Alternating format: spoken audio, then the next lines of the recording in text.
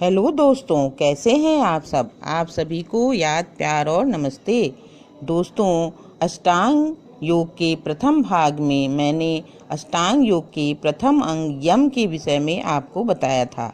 आज मैं अष्टांग योग के द्वितीय अंग नियम के बारे में आपको बताऊंगी। तो दोस्तों, नियम से तात्पर्य है सदाचार को प्रश्रय देना। नियम के भी 5 भेद हैं: शौच, संतोष, तप, स्वाध्याय और ईश्वर प्राणिधान। नियम का प्रथम भेद है शौच। बाह्य एवं आंतरिक शुद्धि या पवित्रता को ही शौच कहते हैं, अर्थात स्वयं को सदा स्वच्छ रखना। प्रतिदिन स्नान तथा संपूर्ण शरीर की स्वच्छता का ध्यान रखना तथा स्वच्छ वस्त्र धारण करना तो अनिवार्य है ही, साथ ही मन की पवित्रता का भी ध्यान रखना उतना ही आवश्यक है। इसके लिए पवित्र भोजन पर भी ध्यान देना आवश्यक है, क्योंकि कहा गया है ना, जैसा खाए अन्न वैसा होए मन। दोस्तों, पवित्र भोजन से शरीर तो स्वस्थ रहता ही है, मन भी शुद्ध होता है, अर्थात अच्छे विचार मन में आते हैं, अच्छी सोच विकसित होती है, जिससे मैत्री, करुणा, सहानुभूति, कृतज्ञता जैसे भाव उत्पन्न होते हैं। इसीलिए बाह्य एवं आंतरिक दोनों की शुद्धि का ध्यान रखना अत्यंत आवश्यक है, जिससे मन तनाव से मुक्त होता है और बुद्धि का भी शुद्धिकरण होता है, और जिससे मन की एकाग्रता में वृद्धि होती है तथा इंद्रियों पर नियंत्रण की क्षमता का भी विकास होता है। नियम का द्वितीय भेद है संतोष।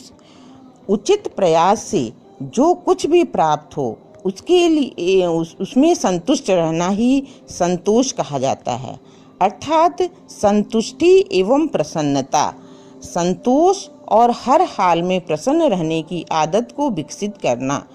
इसके लिए संकल्प लेना चाहिए कि जीवन में मेरे समक्ष कैसी भी परिस्थिति आए, मेरी खुशी कम नहीं होगी। दोस्तों, प्रसन्नता में आनंद समाहित होता है, जो आत्मा का गुण है। हर परिस्थिति में प्रसन्न रहना है। इस दृष्टिकोण के द्वारा सरलता से कठिन परिस्थितियों को पार किया जा सकता है, जिससे जीवन में अतुलनीय आनंद प्राप्त होगा।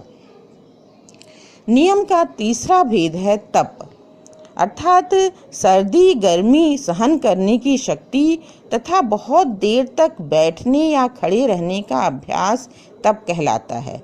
तप के द्वारा शरीर एवं इंद्रियां शक्तिशाली बनती हैं।